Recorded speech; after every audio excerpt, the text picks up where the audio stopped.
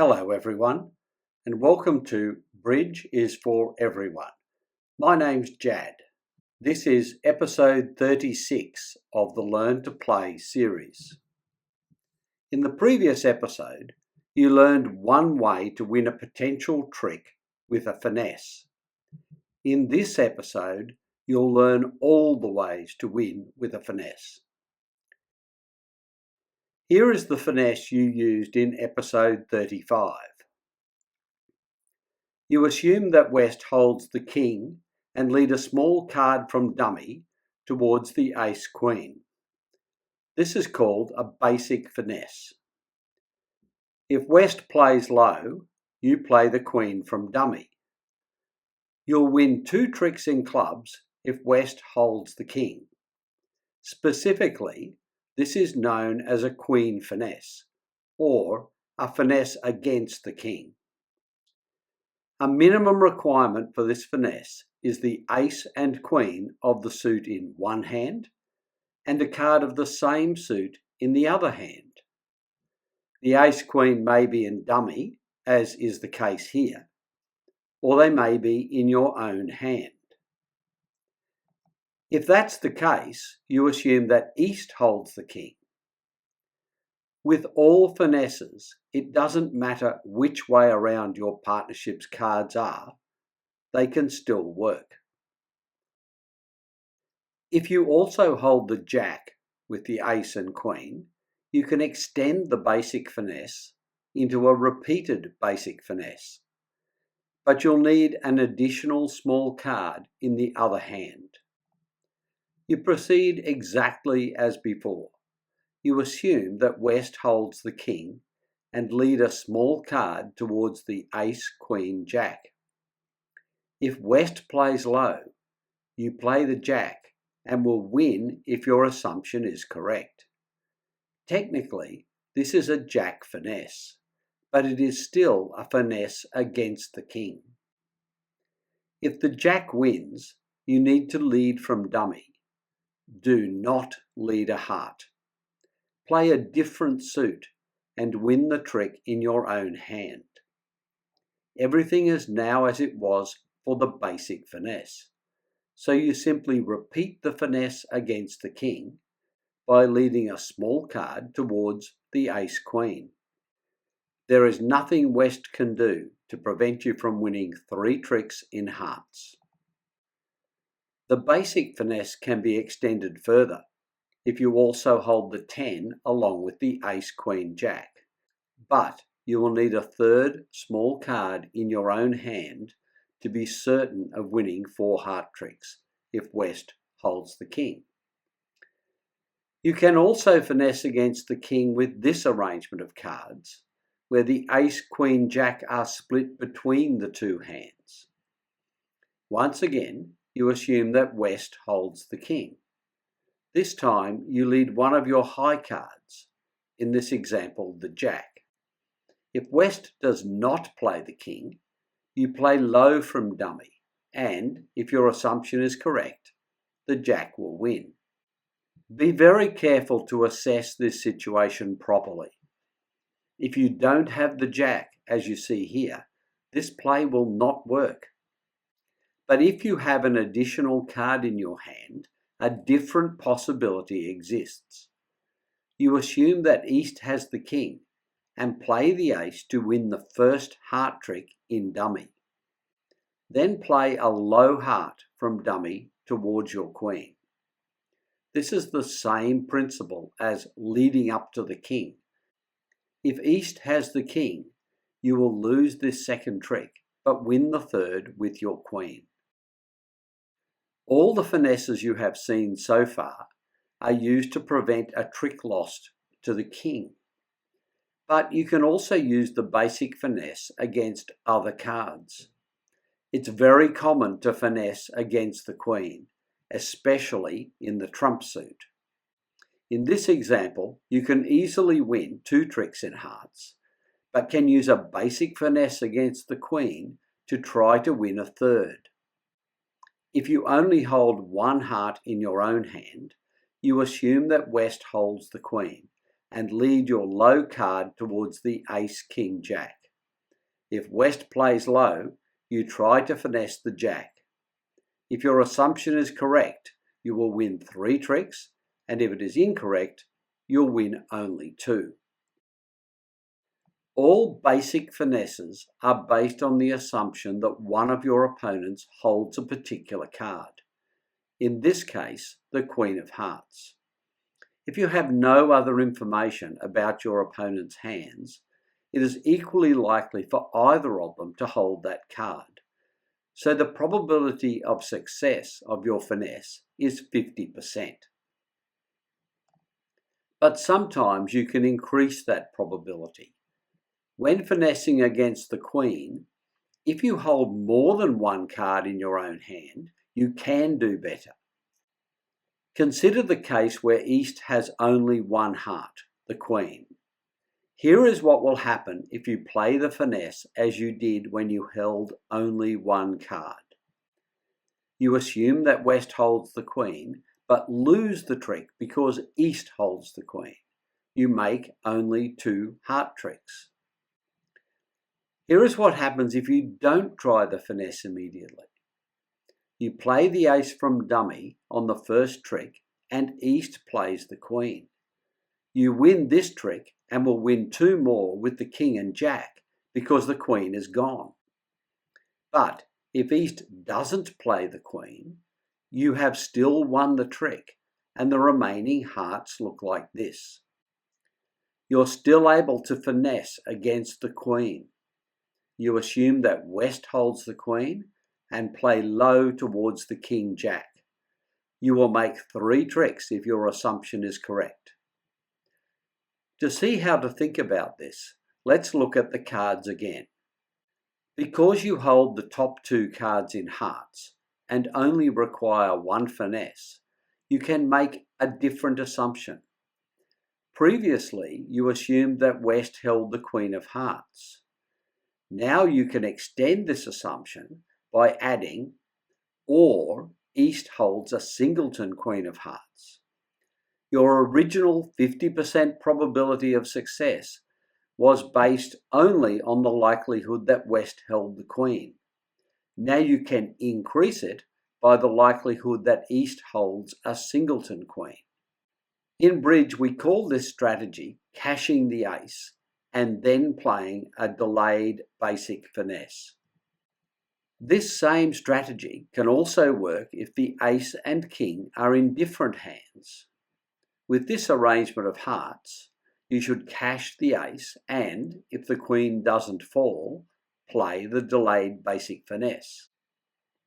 If the ace and king are swapped, as you see here, you should cash the king first and then try the delayed basic finesse with the ace-jack.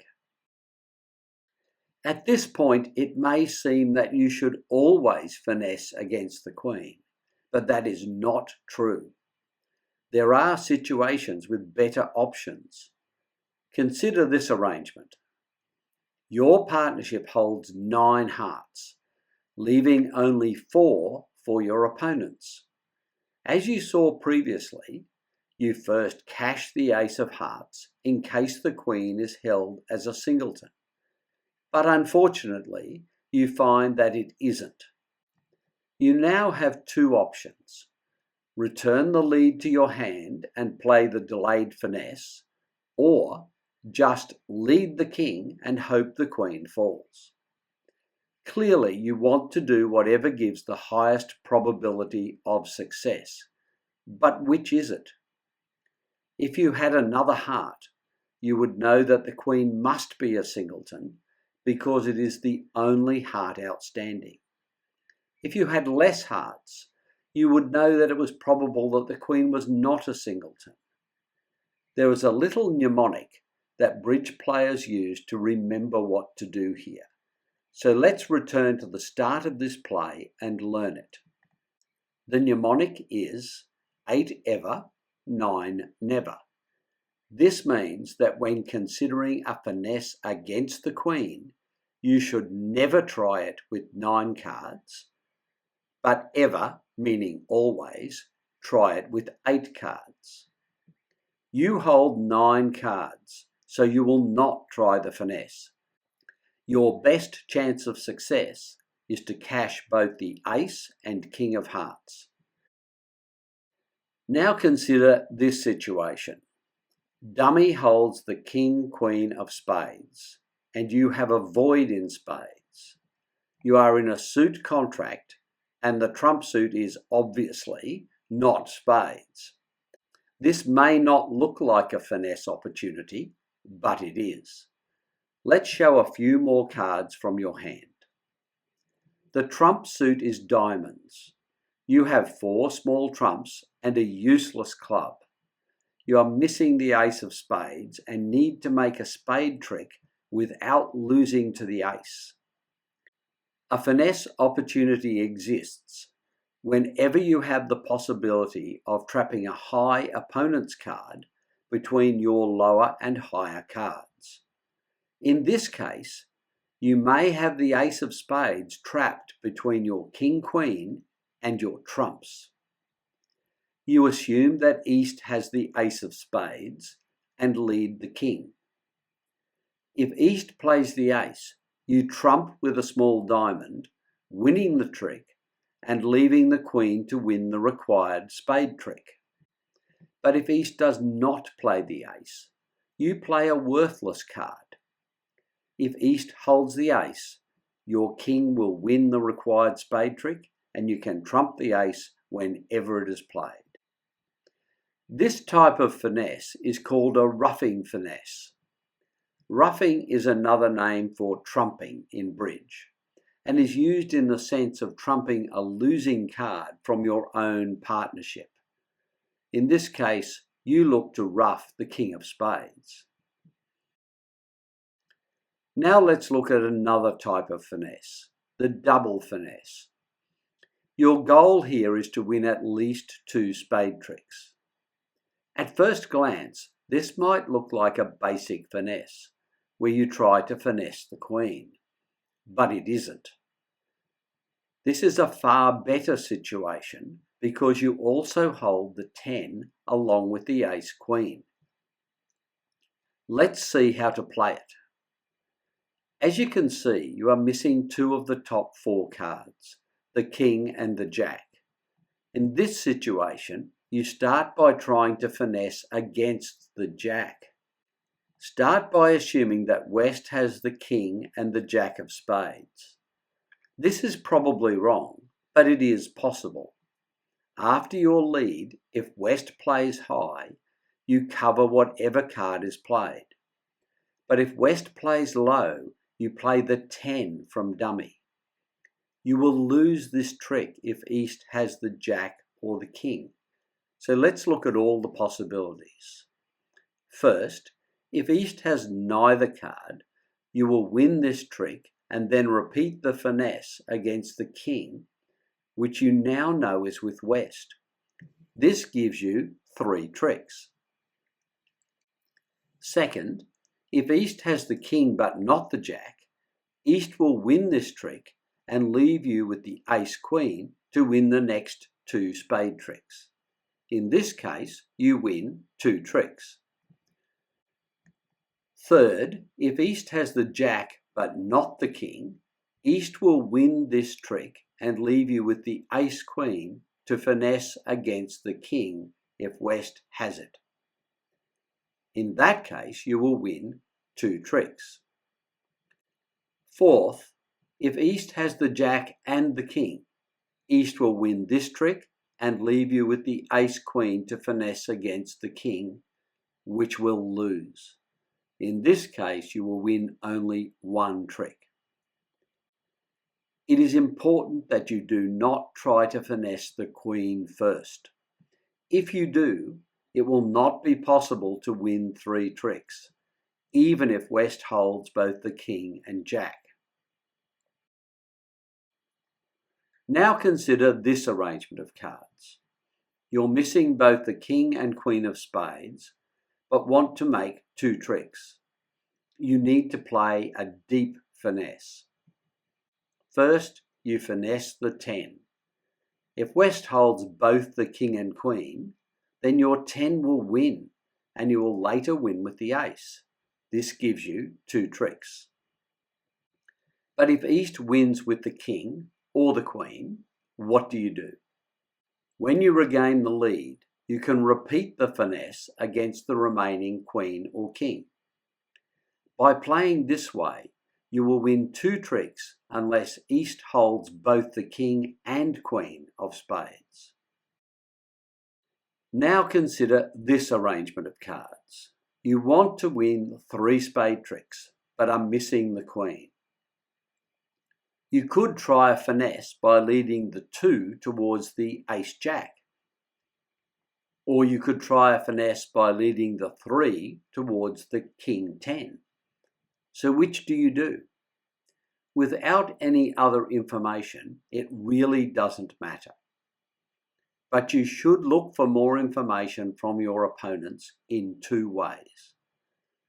First, by listening to their bidding and remembering it. And second, by watching the cards they play, especially if they discard any spades. For example, if West bid spades, you would certainly assume West held the queen. Or if East discarded a spade, you would probably assume that East did not hold the queen. There are many opportunities to make extra tricks with a finesse, so if you need an extra trick, it can be extremely useful. But if you don't need the trick to make your contract, be careful, as a lost finesse will hand the initiative to your opponents. All the finesses you should know are covered in this episode, but some may require combinations or repetition of those you've seen here. Thanks for watching this video. I urge you to use my free web app to practice what you learn in this series. The link to the app is in the description.